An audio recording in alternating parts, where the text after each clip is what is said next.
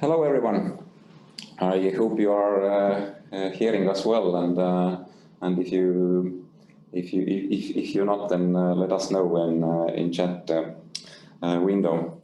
So welcome everyone to the webinar on data analytics in Monese.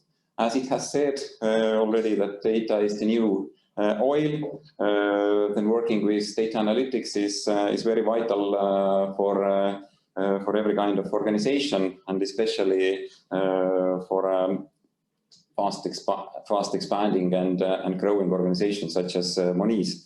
We are here today at the Monese office all together. I am Marko Tammsaar from Vision. I am the organizer and the moderator at this webinar, but the presenters here are actually all from Monese. We'll start with Amish, who has been Vice President of Finances in Monese from the beginning, I understand, of the establishing Monese, and he gives us introduction to Monese. Then we'll move on to Anshul Sharma, who has been now head of data engineering in Monese for almost a year, and she'll talk to us how data engineering is done in Monese. And then, as a third presenter, there is also Mirko Känd, who will talk about how data analytics and visualization is done in Monese, and he has also been supporting in different formats Monese for almost 5 years now. But before I give floor to Monese people, a few words about sorry, I missed.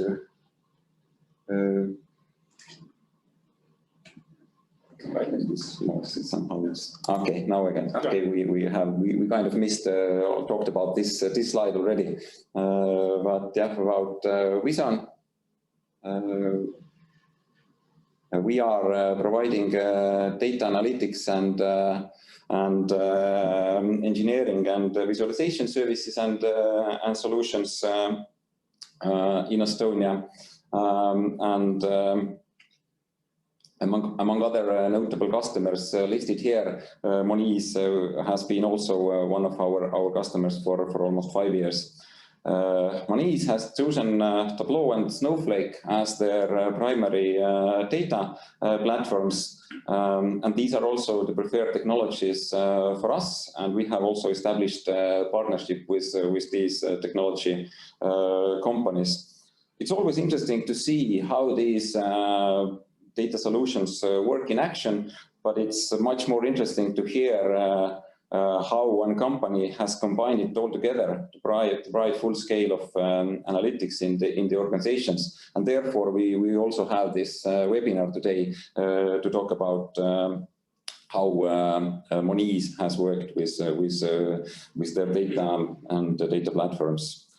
To identify your data analytics needs, find right data, extract and clean it, build analytics on top of it and visualizations. And even more important, how do you support your whole organizations with data and insight, and how do you enable your employees with necessary skills and support. We certainly cannot discuss all these details during this webinar today, but we'll address the most interesting and important principles and solutions used by Monese. Now enough from me. I give mic over to Amish now to give an introduction to Monese. But just one more thing, if you have during this webinar any questions, please type them in Q&A box, and we have reserved in the end of the webinar 10 to 15 minutes to answer these questions. But thank you, and Amish, the floor is yours now. Sure. Thanks, Marko. So as Marko said, I'm Amish. I'm the VP of Finance in Monese. I've been in the company for 5 years, so quite early on. I'm an old-timer, I guess, in the startup world. already with this sort of a number of years in the company. My domicile is finance, so I look after the accounting, treasury, financial planning, and more relevant for this talk today than BI activities at Monese. So just very, very quickly what Monese does. The problem that Monese is solving is that there are a lot of people globally who are underserved by the banking system, which means there are a lot of people globally who don't get good access to the banking system or good access to their finances. They all face the same challenge. They need access to their bank accounts, and they all want to see how to manage their finances from payday to the next payday.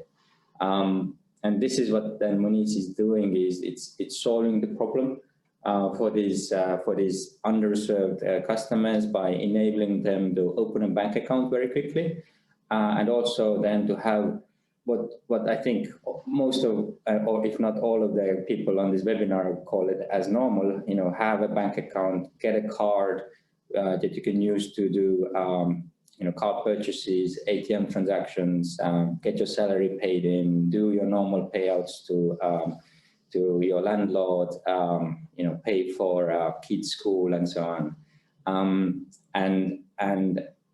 This is exactly what Monese is doing. Why we are unique is, I guess, we are localizing our product to this particular segment. So this means we try to, in all of the markets we operate, find the local product that needs to be there in order to enable these customers to be connected to the local banking service. So this means, for example, that we haven't been focusing for crypto because we don't think crypto is something that a customer segment and ours finds important. But instead, we go and see, how can a customer in France pay in cash locally? How can a customer in France who speaks Romanian language be served so that it would find their kind of banking service normal? So we have localized the product itself to 14 different languages. So so our niche is really about who do we target, and offering that service as sort of a locally as possible for them to be connected to the local banking service network. Kind of quick numbers. So we are a digital-only bank. So we have no offices, no branches. Everything is done digitally, which means obviously the data is very important to us. We collect data, start collecting data from the onboarding process. So when a customer onboards to Monese, then we start collecting data on the background of the customers. I mean, to date, there have been 2.8 million signups to Monese network, which means we have information about the 2.8 million customers. They do around 18 million transactions in a month, and they move around 500 million pounds in a month. I mean, this is data we review on a daily, weekly, monthly basis, looking at why they're doing this, what transactions they're doing it for our own kind of commercial business decision purposes, but also for our is used heavily for our AML purposes. Looking at what if there are any fraudulent transactions that need to be stopped or anything like that. So the data, we use a lot of data in our kind of daily activities. It used to be so that all of our data operations, when we started, was concentrated around BI team. BI team was the one who extracted and loaded data from the services to Tableau data sources and did reporting from there. Since last year, we've split the responsibilities so that data engineering, which is headed by Anshal, is now responsible for data loading and data warehousing, and BI has remained as the as sort of reporting center for the company. So without any further ado, I think I'll give words rather to Anshul to talk about data things, and later to Mirko to talk about BI reporting.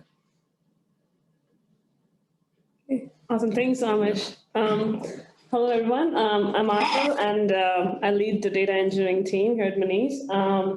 We build and maintain a unified platform to store and retrieve our data, and to do a lot of very high complex computations. As Amish said, data is at the heart of our company, and our team's main job is to provide and clean that data for all different sorts of activities and analysis. If you go to the next slide. So we have multiple sources, multiple things, and multiple types of data pipelines. I'll be covering here 2 of those types that we use to load data into our data warehouse, which is called Snowflake. If you actually go to the next slide, I'll touch a little bit about Snowflake too. It's a true software as a service platform. It's hosted on AWS, and it's a very highly elastic, provides a very highly elastic compute resources, as well as very low storage units. So it's perfect for us because we definitely want to do very complex computations, as I said, and that Snowflake makes it possible for us to kind of do it in a very little time. So the first type of data pipeline that I want to touch here is basically loading data from our operational databases into Snowflake. The operational database that we have is Postgres, and we are loading close to 35 database data into our data warehouse, and we use something called as Airflow. If you go to the next slide.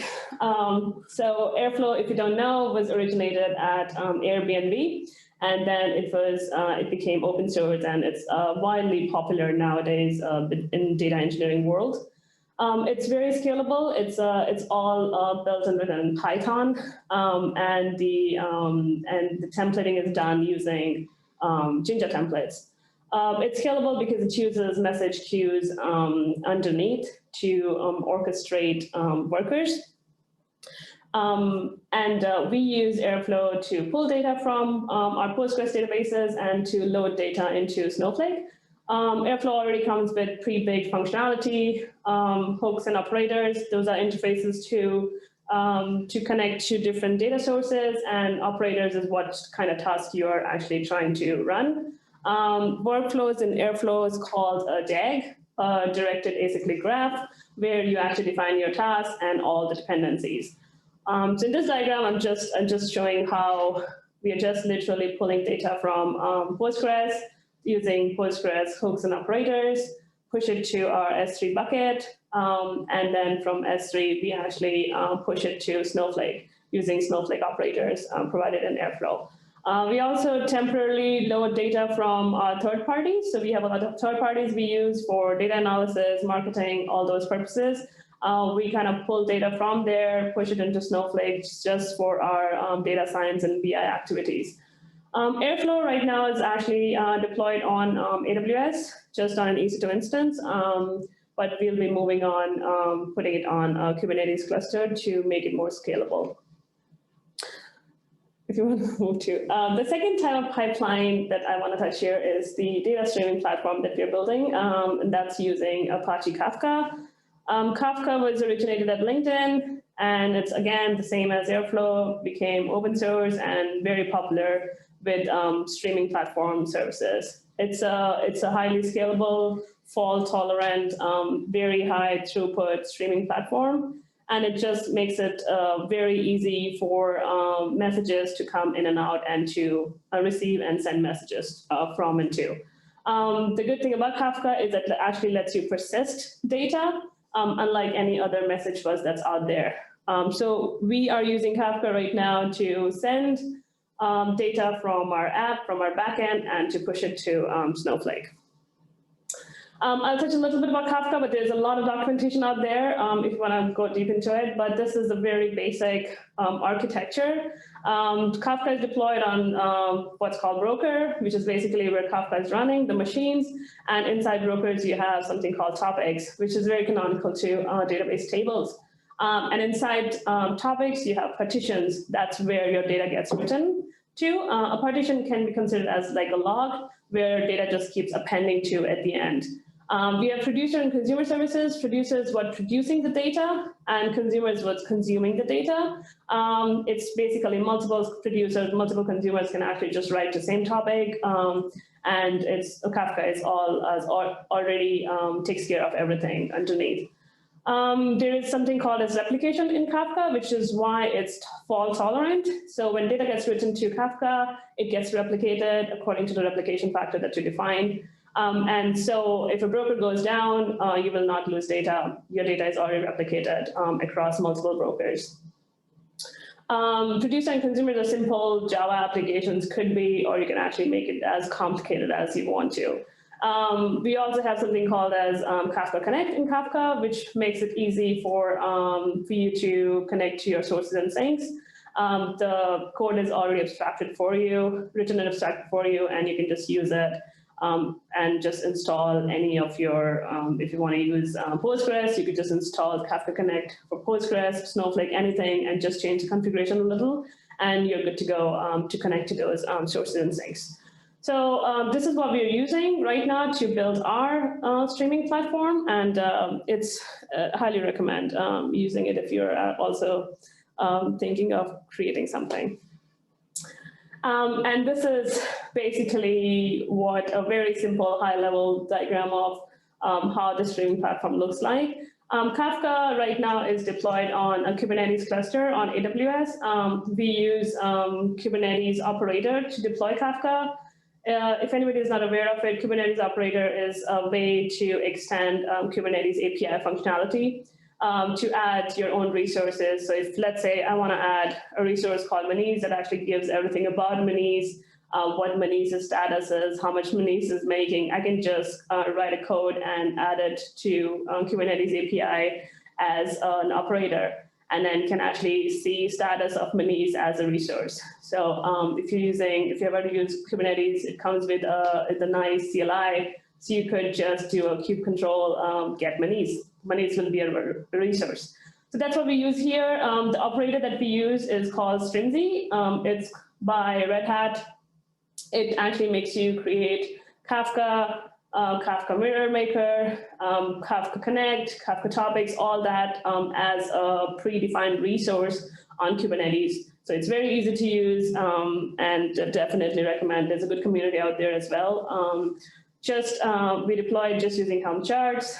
Very simple, very straightforward, and it's good to go. So we start collecting events. We are actually moving towards an event-based architecture. We start collecting events from our app as well as from our backend, writes it to Kafka. From there, we have consumer services that takes the events from Kafka, loads it into Snowflake. We have services to actually push events to third parties, event processor.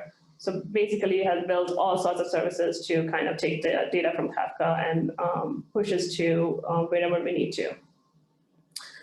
And just the last one I want to touch is obviously the security of our data, because we do have customer data in Snowflake.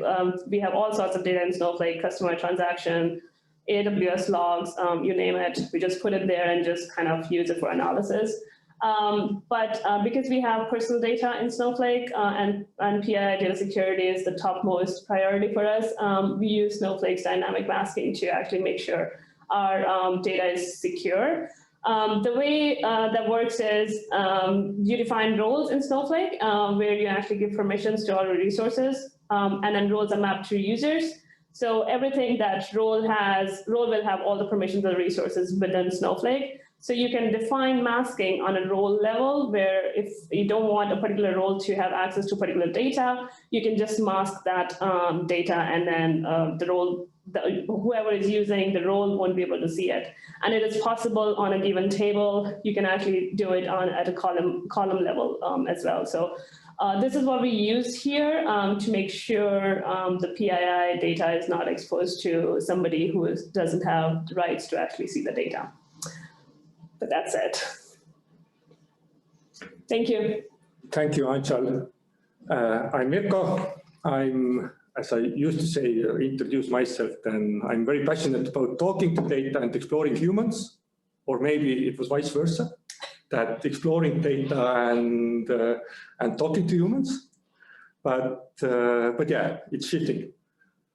Most probably that was very good technical talk. I really enjoy Anchal because she joined a year ago, last November. Yeah. So she has bring a lot more structure into data engineering in Monese. Before that one, yeah, there was like a PI team handling lots of stuff that is actually out of our competencies, but we were doing it. So if you're talking, you have like a lot of questions. So use that Q&A and ask those ones that you maybe didn't fully understood, but Anchal could go over later on. Sure. But I will, give maybe more background information. How do we actually got there that year ago? So once Monese was like 5 years ago, then they started to establish a proper data engineering function. So last summer, it was, let's go. It's a current situation, that we have like in Tableau, 15 creators, 15 explorers around, and more than 100 viewers. So it's like a half of our employees using it. It doesn't mean that they are like every day there. It might be that that usually you see 5 to 10 people online at the same time, and that's very normal. That's you can't expect that everyone is like every day using like always using data. But out of those 15 creators, there is like a PI team is currently 4 people, 4 or 5, yeah. And then, so those are like the heavy users. Then we do have also data scientists using actually Tableau and the creator. They see that it's much easier to explore the data before they will start using their main tool at Python and run the model. So they a lot of actually use it. So the second and the third part of like creators are the product analysts. So they are not the BI, they are rather a combination. What they do have to do in the Monese is that they have to do like a business analysis, IT analysis, classical, and also BI or working with the data. Of course, we expect them to use more Tableau and be more data savvy.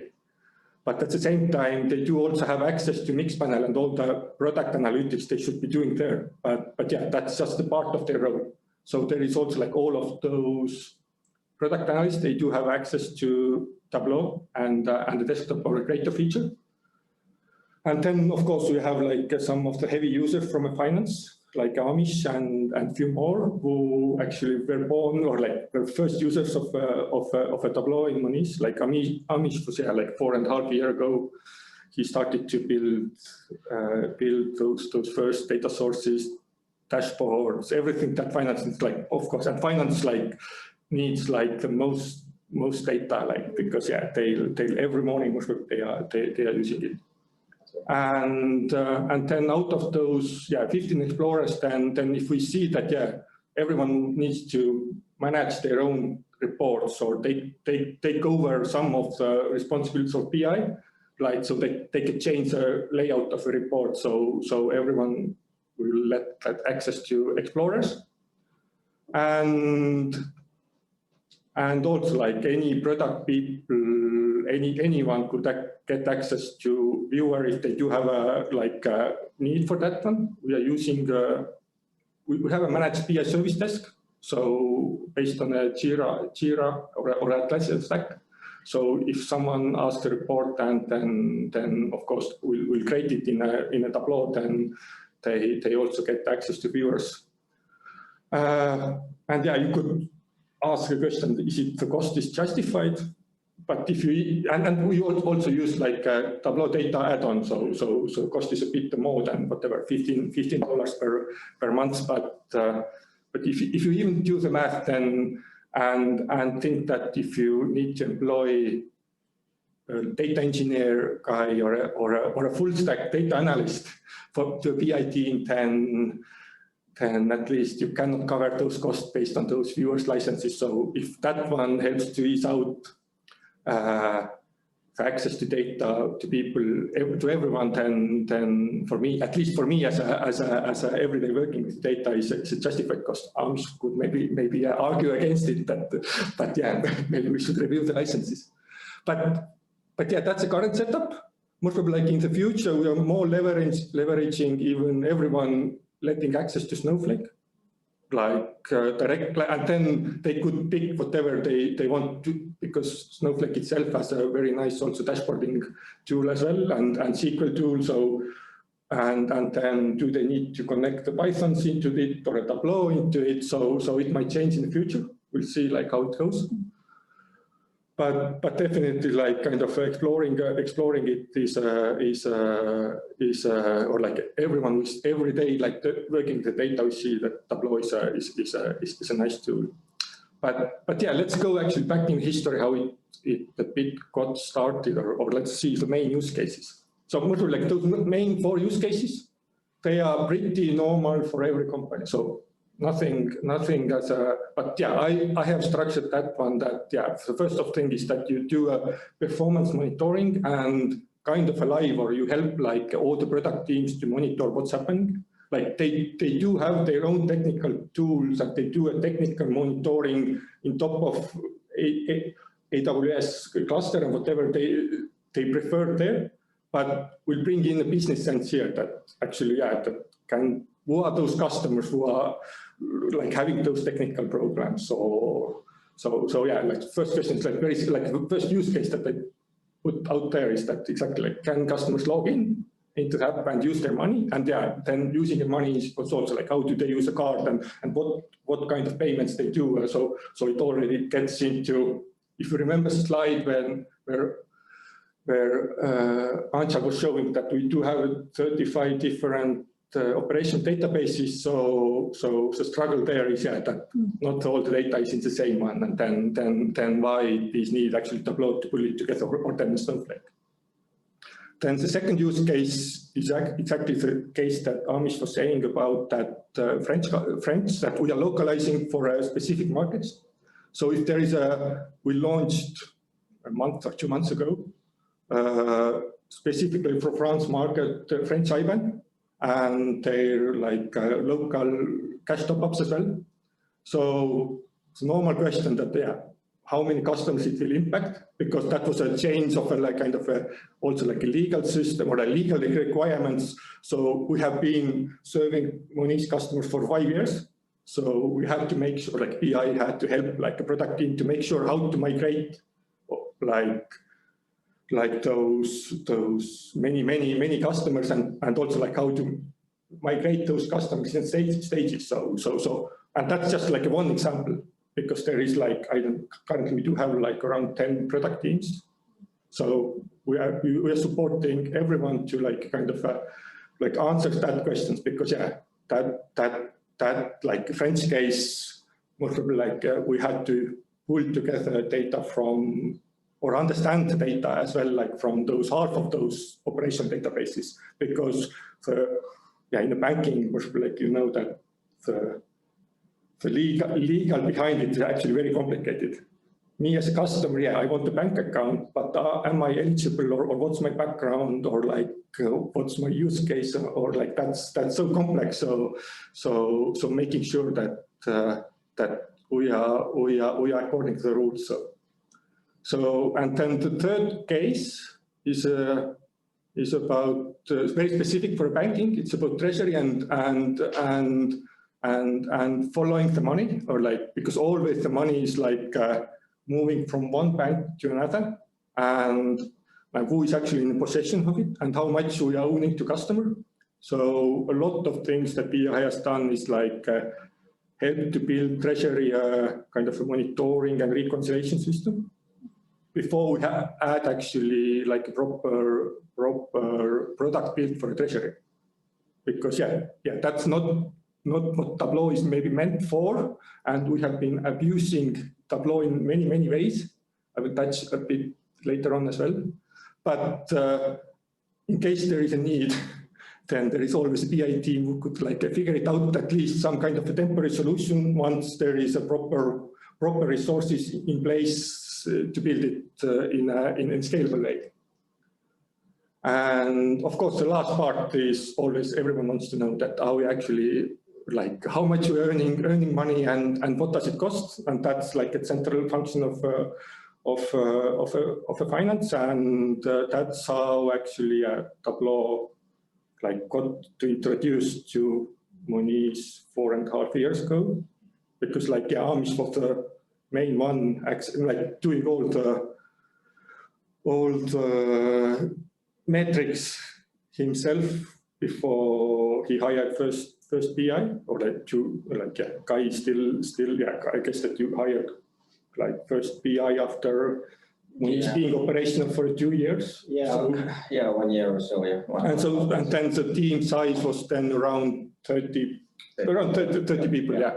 So before that one, coming up all the metrics, doing investor reporting, all stakeholder internal and outside as well. Like so that's is it the proper place for BI to be? Yeah, we could argue, but definitely that's the first one who needs to access the data. Yeah, I will argue it is a good place for BI to be.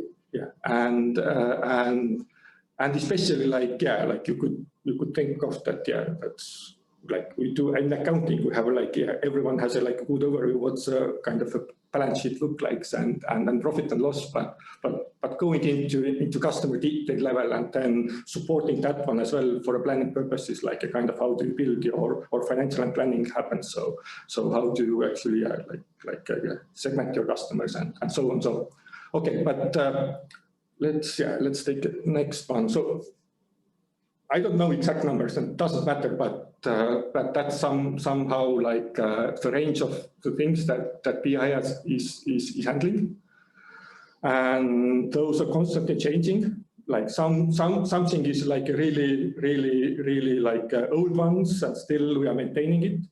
So the core thing is like for BI has been like to keep up to date everything what is happening in data, and Tableau in that sense it's a cool tool to like a prototype always, but you know that in some place you need to replace it properly with a proper technology. So last summer we employed the first data engineer, like who is Marek. Like if you know a bit of data warehousing and like maybe you know Marek, so he's like really good. He was joining last summer, and then somewhere in August, we decided that we are going for Snowflake, and then in October, all the BI and also like a few more data engineering and data governance people and database people managing databases and access in Monese like got Snowflake training in London, a week long. Like someone were like week long, someone like only day. So, but kind of getting, and that was before I actually even joined. So getting used to Snowflake, and like how to do it, like how easy it is to actually migrate. That's if you understand and know your data, like what you need. Of course, there is like lots of struggles as well, like setting, but for BI it has been always like thinking how to, within the constraints that you have, how to scale.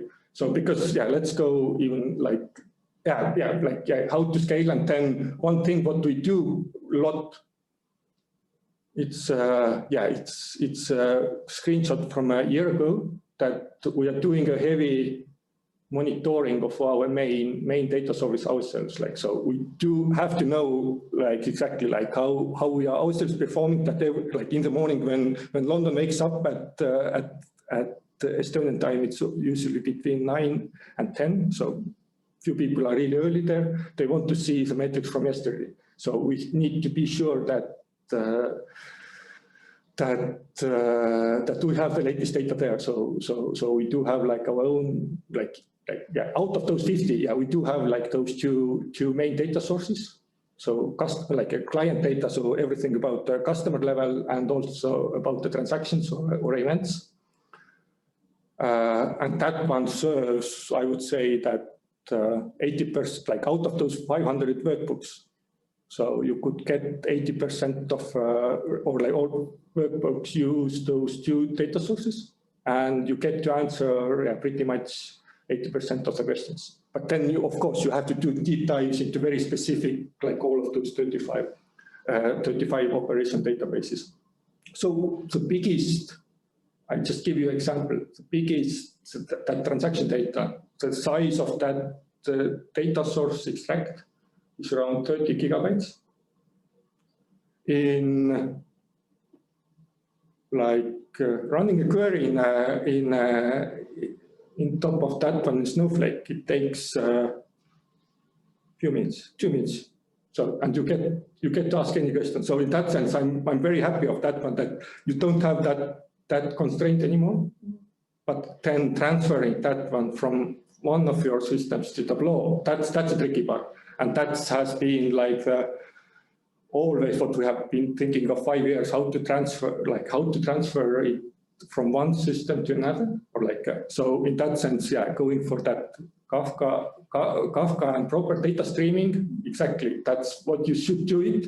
But most probably like you figure it out after 4 or 5 years, once you have enough resources and people acknowledge that yeah, there is a right way to do it, but you always have to start from somewhere.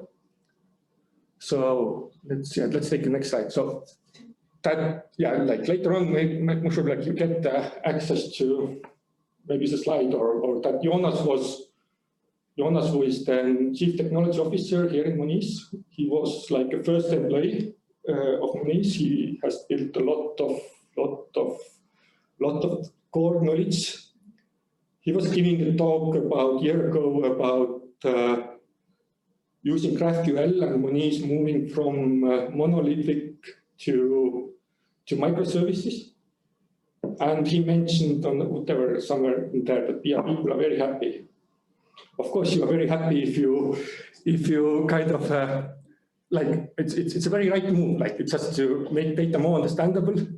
But for BI, yeah, like kind of if you change all the logic, or like lots of logic and keeping up to date, and we all know that everyone is bad at documenting things properly, and then how do you make aware that they actually know, like what's happening, where it's happening. So yeah, like I guess that during the first 2-3 years, in that sense, the data architecture was very simple in Monese. There was 2 databases, and it was very easy. Like in that time, Tableau was only one like who was able to do cross-database joins. So that was exactly like one of the core reasons also like why we like Tableau a lot, because yeah, it was easy to combine the data there. And the only way how to do it. Yeah, now, of course, there is a much better way. It's like, yeah, let's, of course, and the scale as well is like a much more bigger. So maybe Tableau is not happening, but a lot of things we built in Tableau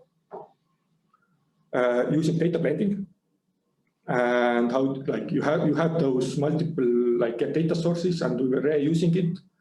But then as the data size was small, let's say, yeah, and you did a data blending, whatever, like, and so someone who is like familiar with it a lot. So if you do a data blending around the dimension that has like 1,000 or 10,000 or even 50,000 unique values, then it performs okay. But once you have to do that one over customers, and Amish was showing the number of like 3 million, then of course there is a limit as well, like how much of that you could do really quickly that the dashboards analytics also perform in a snappy way, meaning that you don't have to wait for 10 seconds or 20 seconds. We still have to wait, and that's the only way how we get rid of is exactly moving everything into Snowflake over. So, but yeah, what has helped us throughout that one, was a year ago, Tableau, last autumn, Tableau introduced Tableau catalog. So we opted in it quite quickly and we justified the cost. That, yeah, that's exactly what is helpful for a BI team, because we had a small four people, lots of work. So how do we understand the impact? What's happening actually everywhere in those 35 databases, and if we need to migrate to somewhere. So the first thing what we need to get is really answer that, okay, how much work it is, how many data sources we need to replace, and pretty much in the Tableau catalog, yeah, using either built-in user interface in Tableau server or using that in deep dives, using that metadata GraphQL queries there, you could get those answers in that sense, seconds, that it doesn't take you hours or days. So exactly, even if we got to late notification from engineering team that they forgot to let us know that they switched something, then at least we were able to come up with a plan and kind of and fix it really things in hours or in days. As they're quick fixes, and then figure out okay, what's the proper solution. And the second part of that one, the full journey, is always the question about for us that, yeah, we do have those 500, lots of metrics, lots of workbooks, lots of data sources. Then how do some people know a bit more, some a bit less, but how do you actually keep a track of all of that data dictionary or business dictionary or metrics dictionary? How do you call it? So finally, at least what we have solved that puzzle. Yeah, we used to have those two, that client data or that transaction data kind of updated, and we kept a really simple wiki, but it was not up to date. But what we have understood so far is that establishing a proper data stewardship and ownership, and those people who actually create data, meaning the same product team, they should also take ownership of that, keeping data dictionary up to date, and they should on a very downstream level, you'll define that one, and you push everything into that Postgres and into Snowflake. At least you described it in a minimum way, and that initiative we have launched, and we see that one, yeah, a huge benefit, because then everyone starts to understand the data. But at the same time, yeah, lots of things you need to come up also from top down. That if you are using a report and really you don't understand what's that metric about, then you do the ones who have used Tableau catalog, so you know that it's 3 clicks and you could see what's the definition, what's there. Of course, yeah, you never are able to document all of those 50 or all the data sources, but yeah, kind of a reminder for ourselves is keeping the documentation from a day one up to date, or at least trying to keep relevant ones is definitely helping to spread that knowledge. But what I'm seeing about the future, yep, let's take, it's everything about relationships. So in a two-sided way, because yeah, when now Tableau launched that instead of joins, you could build smaller data sources and more universal data sources using relationships. So definitely worth of simplifying all those 50 data sources. You could really maybe end up using those 2 or 5, or just order of magnitude. But at the same time, yeah, actually building relationships within everyone in Monese.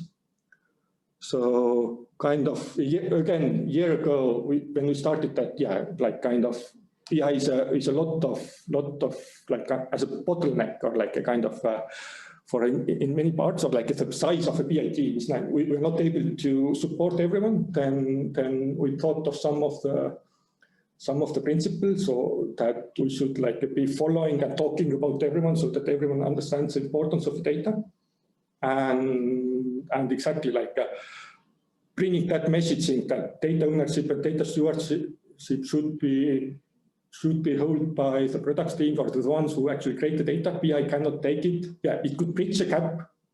Then yeah, you could bridge a gap in some times, but yeah, they should take the ownership, and also like about like simple principle of communication of that. Yeah, that you inform that yeah something is happening, and yeah you do it in that way that.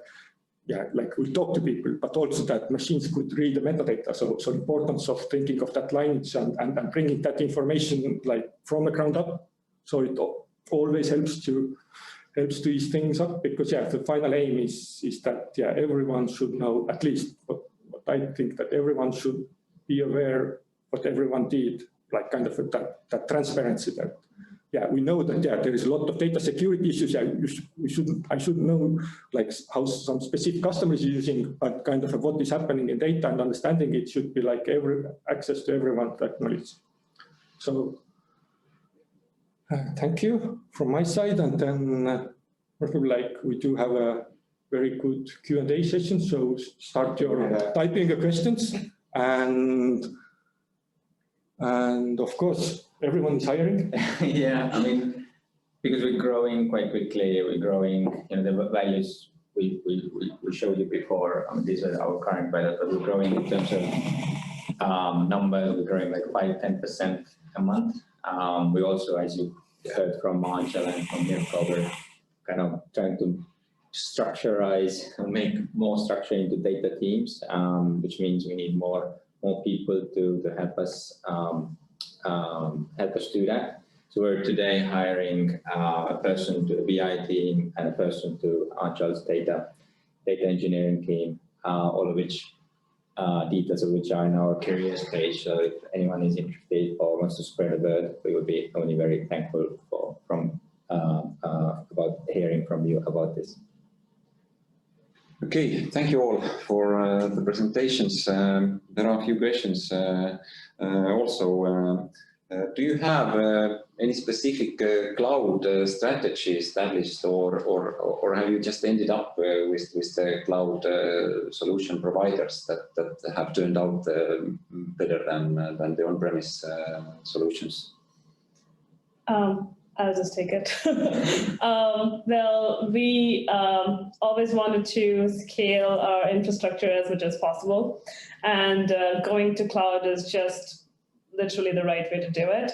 And I guess AWS was kind of chosen before I even joined, but for various good reasons, because it does provide all the scalability and security that our team was looking for, and that's it. We just went for it, and I think we're very happy right now with AWS.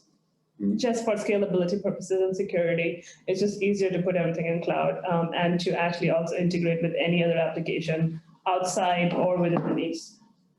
I guess we wanted to be agile as well. We didn't want to have a big infra team ourselves. Less development time for sure. We do not want to maintain a lot of stuff on premise. We want to increase the development productivity as well. So that's why. Okay, before going to the next question, I'll move on to the next slide and put here another notifications that we have from our side as a follow-up.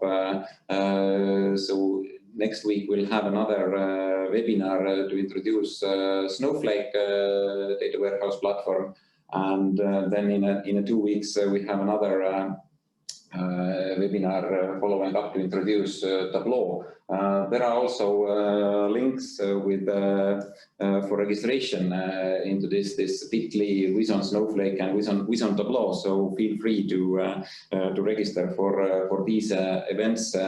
as well. Today we are having this webinar in English to respect Anshal, who doesn't yet speak very fluent Estonian, but these events are planned currently in Estonian.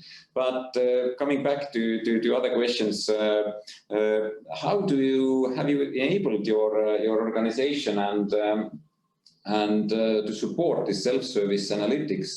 Do you have some trainings in place? Do you have you followed also in some way Tableau blueprint? What have been the measures to make sure that anyone who is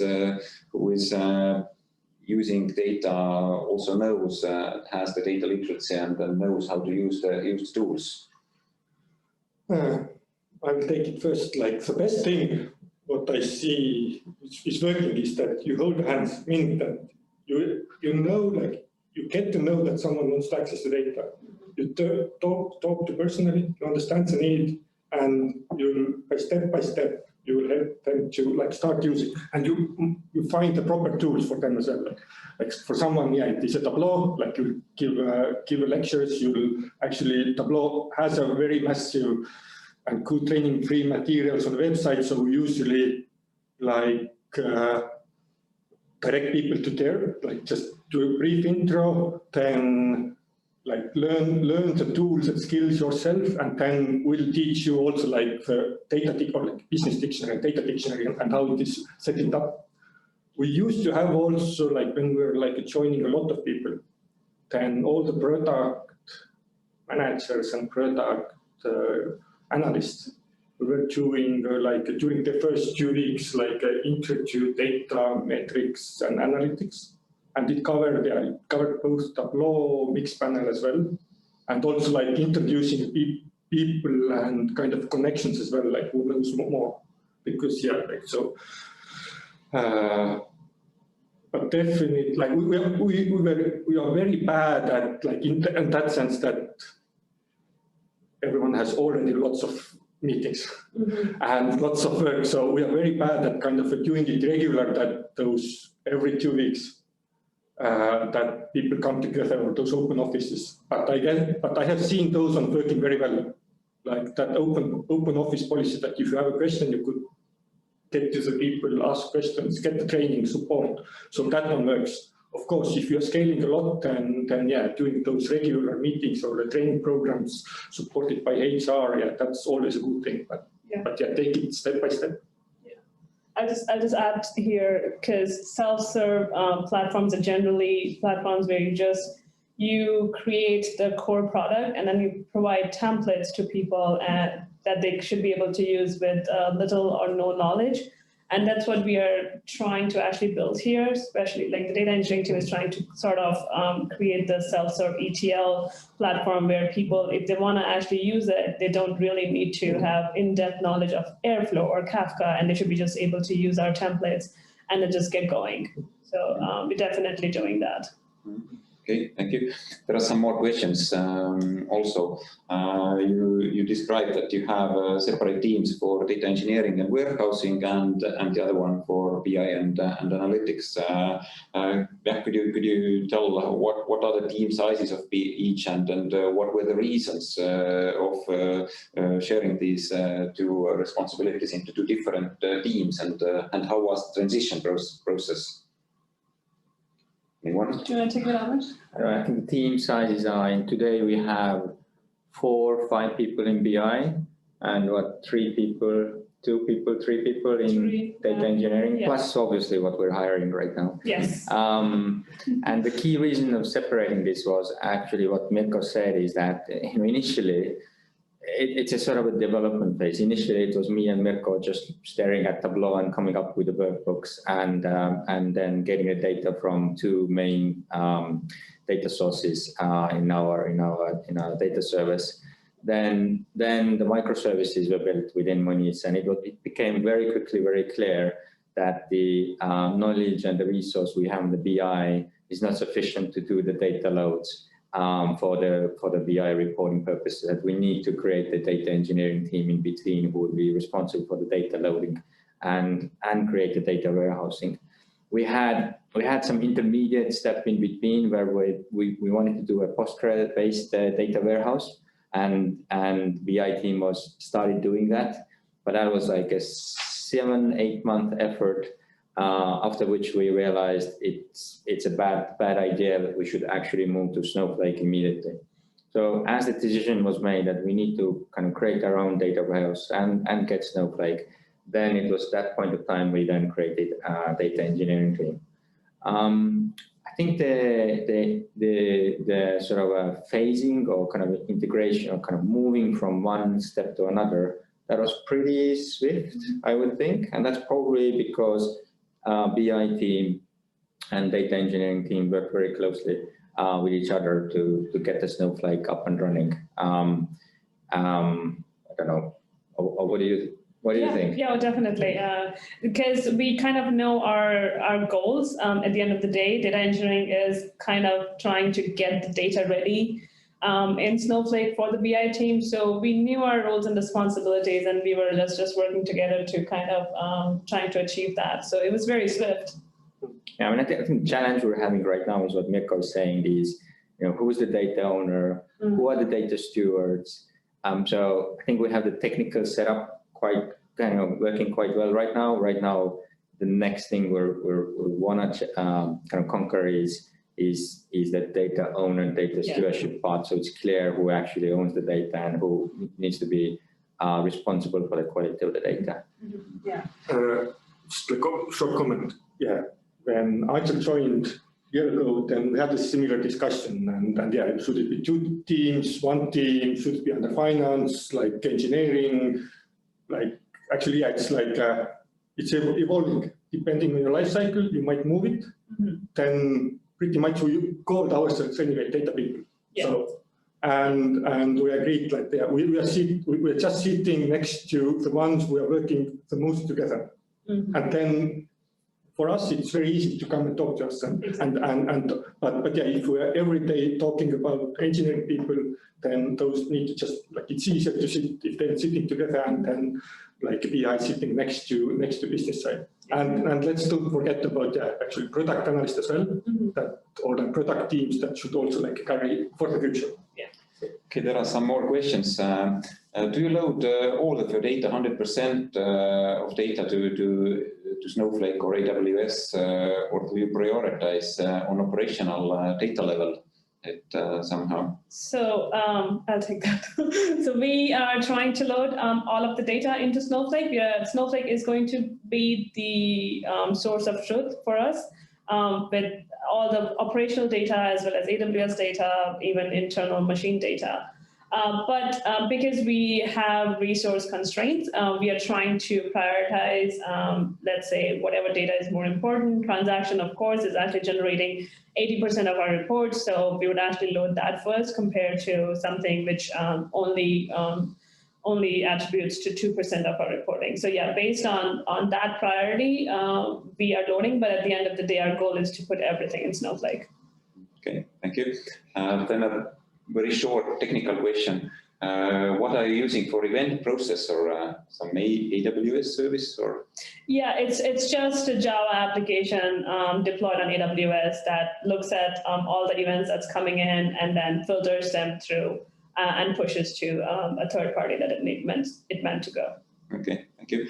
And then what makes, it's a generic question, what makes the Snowflake solution preferable over other data warehousing platforms? And I'll add to that, maybe then you can add some major benefits apart from the ones that you already referenced in the presentations of Snowflake.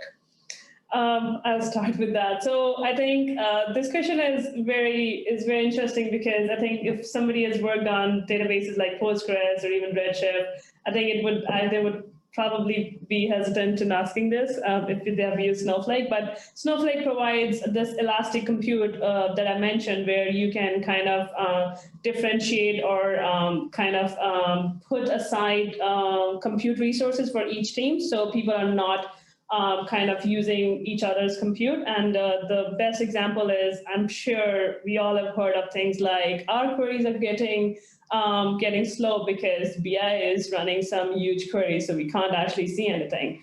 So that way, Snowflake has nicely done this job of putting aside compute resources for like, you can just differentiate and allocate resources for each team. Apart from that, you have capabilities like dynamic masking. You can actually schedule your tasks in that. The way Snowflake stores data and retrieves data and their query optimizer is very, very well created, which makes it possible for you to query even terabytes and gigabytes and even petabytes of data in like very minimal time. Just because it actually targets that particular data only and not scans through the entire thing. So it actually uses indexing, but it's very advanced indexing. The query optimizer is actually amazing. The algorithm that they use is very well tuned to only pick the data that you're looking for. All that, and then it lets you see what everybody's doing in real time. It lets you see exactly how many credits you're using. It lets you actually go up and go down as you want. So somebody wants to execute a report in 1 second and the CEO is breathing down your neck, you can just increase your warehouse to like an extra large and do it in 1 second. So it just provides you with a lot of flexibility, which no other database or data warehouse right now provides. For a background, that's exactly for those reasons. Last summer, we had a belief for that one, that it's actually possible.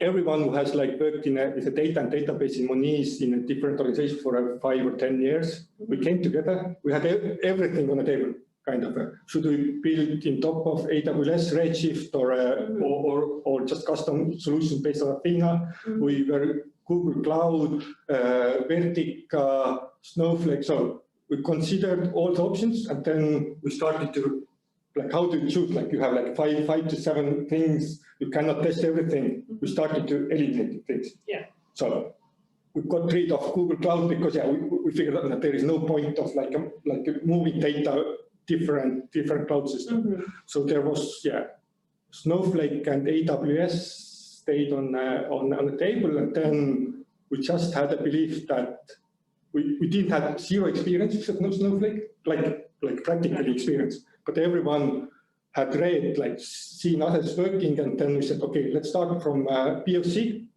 and we just continued using and launched it like so. And it's just, I guess that's the best data-related decision in Monese. That pick it, it's right, it's scalable, it's transparent. Yeah. It solves the problem. But all others also solve it. It's just a matter that thank you for these answers. We are a bit over time already. Sorry for that. To add from my side, what I like about Snowflake and Tableau is that they are fully committed to this, what they are doing to their products, to build these data platforms.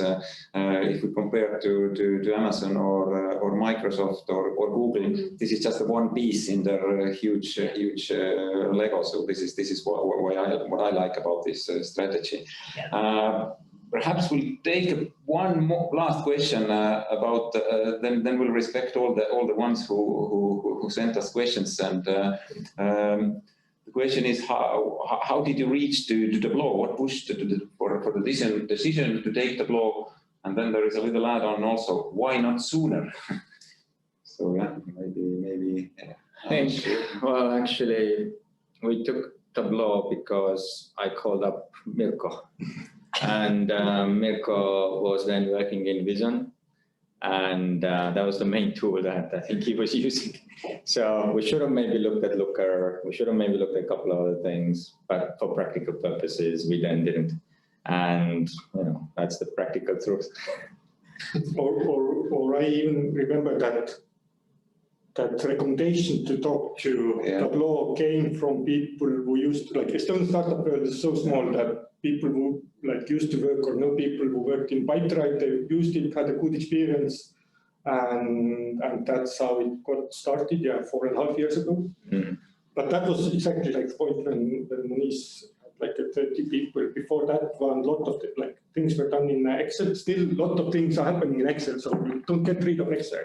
But so that's no dream. But yeah.